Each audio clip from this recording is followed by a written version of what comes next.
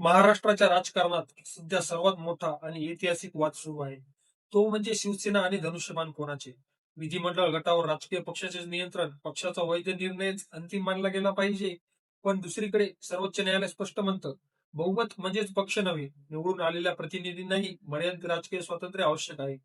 या दोन विरोधी भूमिकांमुळे सध्या सर्वोच्च न्यायालयात ठाकरे आणि शिंदे गटामध्ये थेट कायदेशीर घमासान सुरू झालेला दिसून येत आहे. हा वाद फक्त एका पक्षापुरता मर्यादित नाही, तर हा वाद ठरवणार आहे भारतात राजकीय पक्ष कोणाचा, नेतृत्व महत्वाचं की जास्त बहुमत महत्वाचं. काय आहे नेमकं प्रकरण? चला जाणून घेऊयात या व्हिडिओमधून. नमस्कार, मी आहे अभिजित आणि तुम्ही पाहत आहात अभितक मराठी. चला जाणून घेऊयात वादाची सुरुवात आणि पार्श्वभूमी. शिवसेना आणि धनुष्यबाण चिन्हावरील बहुचर्चित वादात सर्वोच्च न्यायालयाने बुधवारी महत्वपूर्ण निरीक्षणे नोंदवत अंतिम सुनावणीला सुरुवात केली आहे.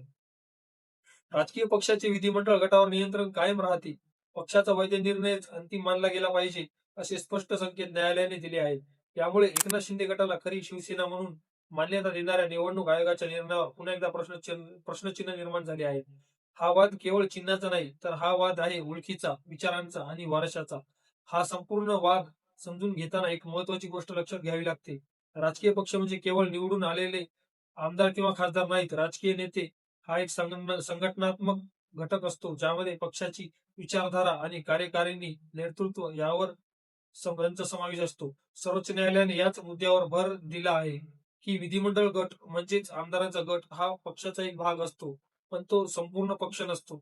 याचा अर्थ असा, जर काही आमदारांनी वेगळा निर्णय घेतला किंवा बहुमत मिळवलं, तरी सुद्धा त्या आधारे पूर्ण पक्षावर दावा सांगता येत नाही.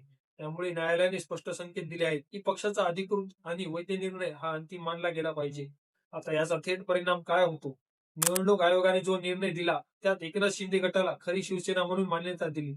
तो निर्णय प्रामुख्याने आमदारांच्या बहुमतावर आधारित होता. पण जर न्यायालयाने संघटनात्मक रचना आणि पक्ष घटना यांना अधिक महत्व दिलं, तर हा निर्णय पुन्हा तपासण्याची गरज निर्माण होऊ शकते.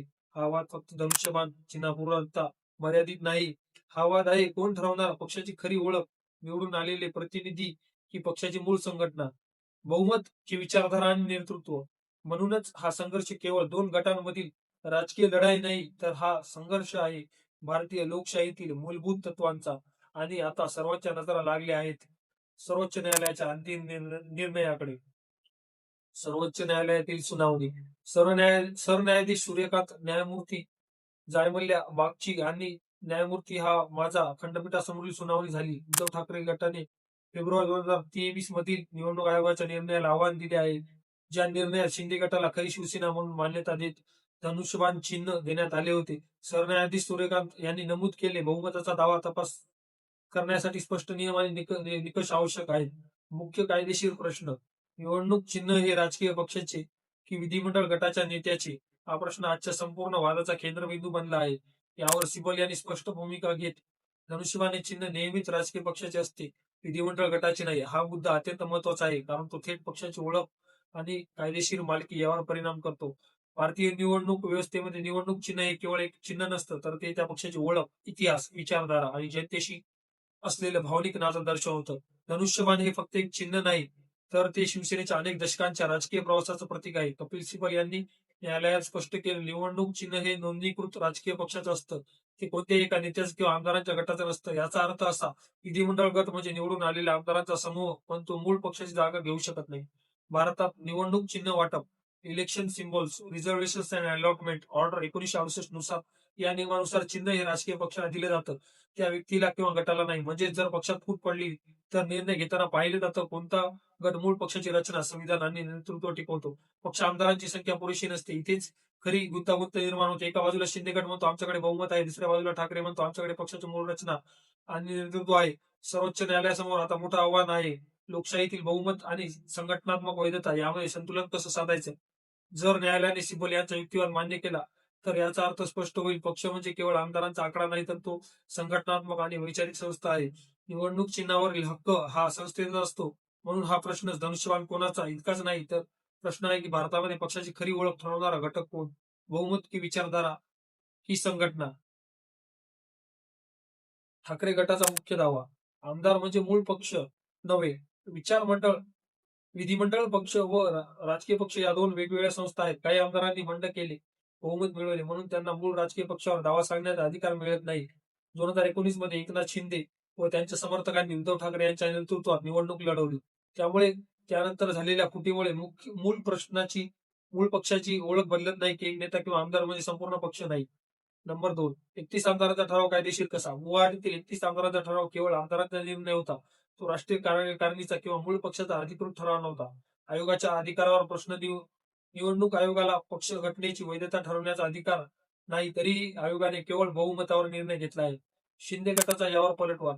नंबर 1, आम्हीच खरी शिवसेना. निवडणूक आयोगाचा निर्णय सिम्बॉल्स ऑर्डर 1968 नुसार पूर्णपणे वैध आहे. नंबर 2, बहुमत आमच्या बाजूने. आमदार, खासदार, जिल्हा प्रमुख आणि लाखो कार्यकर्त्यांचा आम्हाला पाठिंबा आहे. नंबर 3, आम्ही पक्ष सोडलेला नाही. आम्ही पक्ष वाचवण्यासाठी नेतृत्व उभं केले आहे, बदललं आहे. नंबर 4, पक्षांतर्गत लोकशाहीचा अभाव. ठाकरे गटात निर्णय आणि पारदर्शक प्रक्रिया नव्हती. न्यायालयाची महत्वाची निरीक्षणे. राजकीय पक्षाचा वैध निर्णय बहुसंख्य आमदारांच्या इच्छेपेक्षाही वरचढ असतो, परंतु निवडून आलेल्या प्रतिनिधींनाही मर्यादित राजकीय स्वातंत्र्य आवश्यक आहे. सिब्बल यांचा युक्तिवाद. एकाच चिन्हावर निवडणूक लढून नंतर दुसऱ्या पक्षासोबत सत्ता स्थापन करणे म्हणजे मतदारांचा कौल बदलल्यासारखे आहे. ठाकरे गटाची मागणी आहे की अंतिम निकाल येईपर्यंत धनुष्यबाण चिन्ह गोठवावे. सर्वोच्च न्यायालयासमोरील मुख्य प्रश्न. नंबर 1, पक्ष ओळख ठरवताना संख्याबळ की घटनात्मक रचना महत्वाची. नंबर 2, आयोगाचा निर्णय संविधानाशी सुसंगत आहे का? पक्षांतरबंदी कायद्यात हा निर्णय टिकतो का? दोन्ही गटांना विचारलेले प्रश्न. ठाकरे गटाला विचारलेला प्रश्न. निवडणूक आयोगाचा निर्णय चुकीचा कसा? शिंदे गटाला विचारलेला प्रश्न. नेतृत्वाविरोधात जाऊन पक्षावर दावा कसा? परिणाम काय? शिवसेना, धनुष्यबाण आणि पक्षाच्या मूळ ओळींवरील हा वाद महाराष्ट्राच्या राजकारणासाठी निर्णायक ठरणार आहे. हा निर्णय फक्त एका पक्षाचा नाही, तर संपूर्ण देशाच्या राजकीय व्यवस्थेचा आहे. शिवसेना कोणाची, धनुष्यबाण कोणाचा, याचं उत्तर आता सर्वोच्च न्यायालय देणार आहे. त्या प्रकरणाबद्दल तुमचं मत काय आहे? तुमच्या मते खरी शिवसेना कोणाची? तुमच्या प्रतिक्रिया आम्हाला कमेंट करून नक्की कळवा.